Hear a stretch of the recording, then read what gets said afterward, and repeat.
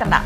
Jurnalis, aktivis, seniman, kreator konten, komedian, ilmuwan, mahasiswa, guru, ibu rumah tangga, petani, nelayan, pedagang, tukang ojek, semua profesi, semua orang, semua yang berpendapat. Pemerintah dan DPR berencana dalam waktu dekat mengesahkan rancangan Kitab Undang-Undang Hukum Pidana. Rencana ini banyak ditentang karena prosesnya tidak transparan. Sampai sekarang, tidak ada yang tahu draft terbaru yang bakal disahkan itu isinya seperti apa. Tentu saja ada yang tahu draftnya seperti apa, tapi bukan kita-kita, bukan publik.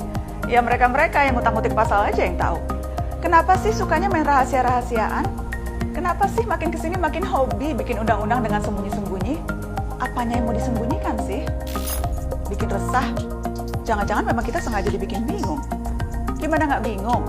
Kita dipaksa berpegang pada draft tahun 2019, draft yang sudah ditunda pengesahannya karena derasnya penolakan publik, draft yang memuat banyak pasal bermasalah.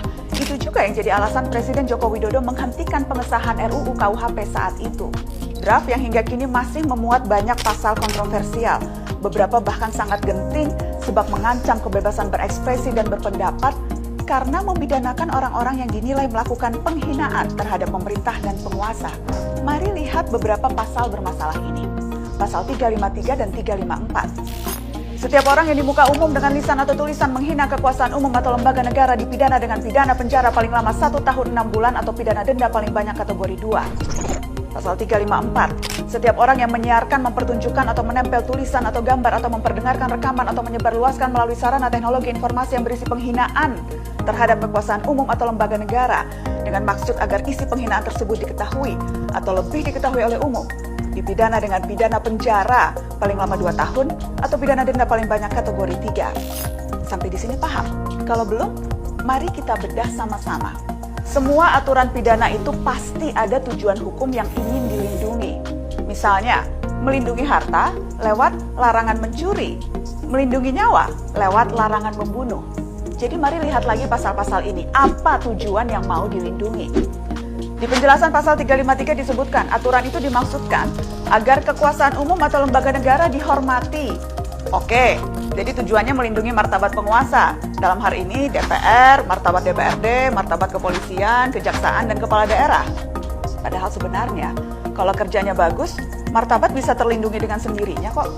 Tapi oke lah, anggap saja kita ikuti logika penguasa ini. Nah, tujuan ini dalam konteks HAM perlu diuji dan diseimbangkan dengan tujuan lain jika berbenturan. Dalam pasal-pasal ini tujuan menghormati kekuasaan berbenturan dengan melindungi kebebasan berbicara publik.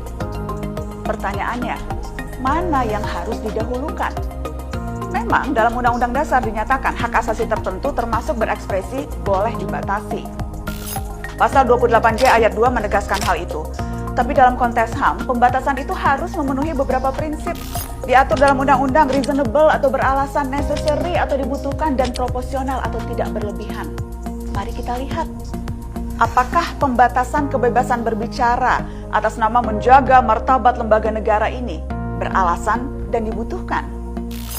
Perlu dibuktikan, ketiadaan aturan ini bakal merugikan lembaga negara dalam menjalankan fungsinya.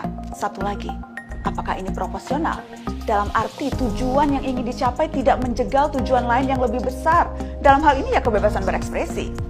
Ingat pasal 28 Undang-Undang 45 sakral. Kalau kita mengaku sebagai negara demokrasi, tanpa kebebasan berserikat, berkumpul, dan berpendapat, tidak akan ada demokrasi. Yang ada hanya demokrasi di atas kertas. Datang ke bilik suara, nyoblos, udah deh. Giliran lagi janji-janji, malah dipidana. Di negara demokrasi, kebebasan berekspresi menjadi hak sangat fundamental bagi jaminan pelaksanaan HAM lainnya, termasuk untuk menyuarakan, memperjuangkan hak-hak lain ketika negara luput memenuhi. Dan mari akui saja, negara kita suka luput kan? Atau jangan-jangan bagi pembuat undang-undang, derajat penguasa memang dinilai lebih berharga? Wah, udah kena kalau gini pola pikirnya. Selain tidak terlihat adanya proporsionalitas, definisi penghinaan di RUU KUHP masih kabur. Apa ukurannya semua ucapan atau tindakan masuk kategori menghina? Lagi-lagi karet. Nggak cukup Undang-Undang ITE bikin gempar terus. Masih kurang ya Undang-Undang ITE? Terakhir, kita bicara asas hukum, equality before the law. Semua pihak sama kedudukannya di hadapan hukum. Diperkuat putusan Mahkamah Konstitusi yang menekankan asas persamaan kedudukan antara pejabat dan warga negara di hadapan hukum. Jika warga bisa dipidana karena menghina lembaga negara, apakah pejabat lembaga negara juga bisa dipidana karena menghina warganya secara umum? Sering kan kita dengar pejabat bilang masyarakat kita masih bodoh, masih malas, kebanyakan ngeluh, bangsa nyinyir, kritik doang, nggak ada solusi. Terus gimana kalau lembaga menghina dirinya sendiri? Perilaku korup, kerja asal-asalan, termasuk bikin undang-undang tidak transparan. Jangan sampai rancangan kitab undang-undang hukum pidana menjadi hewan liar yang sengaja dilepas, menerkam siapa saja, semua bisa kena, kecuali tuannya sendiri.